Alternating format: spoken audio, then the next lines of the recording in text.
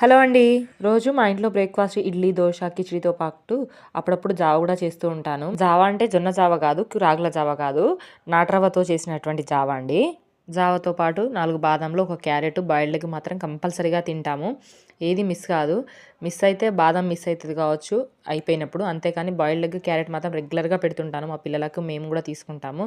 So, జావ preparation అనేది చాలా సింపుల్ అండి. జొన్న జావకు పెరుగు, మజ్జిగ ఎట్లా కలిపి చేస్తామో సేమ్ నాటు రవ్వ జావ గూడా ఇలానే. చాలామంది పిల్లలు జావని ఇష్టంగా తినరు గానీ, మా పిల్లలు చాలా ఇష్టంగా తింటారు.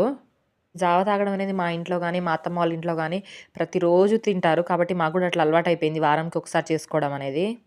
జావ తాగిన రోజు మా పిల్లలకి లంచ్ టైం కాకముందే ఆకలవుతుంది. ఇక ఫ్రూట్స్ గానీ ఏమైనా ఉంటే వాటిని గూడా చిన్న పీసెస్‌లాగా కట్ చేసి బౌల్‌లో పెట్టిచ్చేస్తాను. అందరూ ఇష్టంగా తినేస్తారు. మా చిన్న పాపకు చాలా ఇష్టం జావ. చాలా ఇష్టంగా తినేస్తది. మామూలుగా అయితే తనే తినేస్తది గానీ, ఇవాళ నేనే తినిపిచ్చాను. వీడియో నచ్చితే మాత్రం లైక్ చేయండి. Bye bye.